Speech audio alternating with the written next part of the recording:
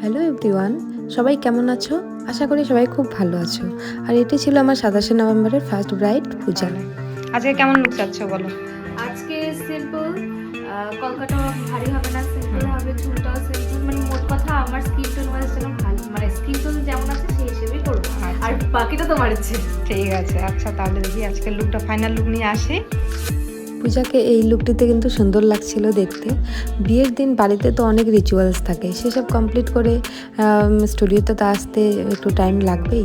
তবে কিন্তু সব ব্রাইডরা একটা কথা মাথায় রাখবে, এতটা লেট করো না যাতে আমাদের নেক্সট ব্রাইডগুলোতে কাজ করতে অসুবিধা হয়ে যায়। এই পৃথিবীতে নানান ধরনের মানুষ আছে, তাদের সাথে যেমন কারোর সাথে মিল নেই, ঠিক তেমনই কিন্তু চয়েসের মধ্যেও আমাদের ডিফারেন্ট থাকে। তো সব ব্রাইডরা যেমন বিয়ের দিন ওরা লাল বেনারসি পরে লাল টুকটুকে ব্রাইড সাজতে চায়, বাট সেদিন পূজার চয়েস ছিল কিন্তু একটু ডিফারেন্ট। সে চেয়েছিল তার বিয়েতে গোলাপি কালার শাড়ি পরার, বলতে পারো একটি ও গোলাপি ব্রাইড সাজারই ডিমান্ড করেছিল। তো যাই হোক, ও আমার কাছে যা যেমন রিকোয়ারমেন্ট করেছিল আমি সেমভাবে তার লুকটা ক্রিয়েট করছিলাম। অনেকে কিন্তু বিয়েতে এখন লাল বাদেও হলুদ, তারপর পার্পল এসব কালারগুলোও ক্যারি করছে, তবে কিন্তু ভালোই লাগে দেখতে। আর পূজাকে এই কালারটি কিন্তু ভালোই মানিয়েছিল। তারপর আমরা আমাদের কাজ স্টার্ট করে দিয়েছি, যেহেতু আমাদের আরেকটি কাজ ছিল। তো আর আমার সাথে হেল্প করছিল এই দুজন। একটু স্মাইল এদিকে তো তাকাও।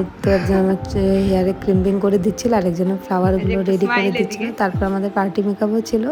এসব করে আমরা একটু মাঝখানে ফটো তুলে নিচ্ছিলাম, যা আমরা করি কাজের ফাঁকে। সেদিন কাজটা আমরা খুব এনজয় করেই করছিলাম। তো দেখো আস্তে আস্তে দেখবে পুজোর লুকটি কিন্তু কমপ্লিটের দিকে। তবে ওর আমি লিপস্টিকের শেডটা কিন্তু আমি জিজ্ঞাসা করেছিলাম যে ও কেমন চায়। আমাকে বলছিল যে দিদি নিউড রেখো না, আমার নিউডটা ভালো লাগে না। আর এখানে আমি দুটি লিপস্টিক শেড মিক্স করে নিয়ে কম্বাইন করে এই লিপস্টিক শেডটি ক্রিয়েট করেছিলাম, যেটি ওর ফেসে ভালোই মানিয়েছিল। তারপর আমাদের ছিল পার্টি মেকআপে হেল্প করছিল শান্তনা আর মাধবী। থ্যাংক ইউ তোমাদেরকেও আমাকে হেল্প করার জন্য। এদিকে আমি জুয়েলারিটা পরিয়ে নিয়ে ফ্লাওয়ারগুলো সেট করে নিই। তারপরে আমি ওড়নাটা লাগাচ্ছিলাম। ওড়নাটা দেওয়ার পরে দেখো ওর লুকটি কত সুন্দর লাগছিল। আর ও আমার কাছে যেমন ডিমান্ড করেছিল যে দিদি আমার লুকটি একটি সাবেকি লুকের মধ্যে রাখবে, আর ডট কলকা চেয়েছিল, তাই আমি ওকে ডট কলকাই দিয়েছি। আর আই মেকআপটা আমি একটু সফটের উপরেই রেখেছি। এখন আর অনেকেই হাফ কাট ক্রিজ এসব পছন্দও করে না, এত কালারফুল আই মেকআপ, তাই আমি একটু যাতে ন্যাচারাল একটি লুক ক্রিয়েট হয় ওভাবেই আমি আই মেকআপটা করেছিলাম। পূজাকে ওর বিয়ের সাজে কিন্তু ভীষণই প্রিটি লাগছিল। আর তোমাদের কেমন লাগলো তোমাদের অবশ্যই কমেন্ট বক্সে জানাতে ভুলো না। আর আমার কাছে কিন্তু পূজার লুকটা ভীষণই ভালো লাগছিল। এই ব্রাইডের লুকটিও আমি এর আগে তোমাদের সাথে শেয়ার করেছিলাম, তোমরা অনেকেই অনেক ভালোবাসা দিয়েছে। আর এই ভিডিওটি তোমাদের কেমন লাগলো অবশ্যই কিন্তু জানাতে ভুলো না।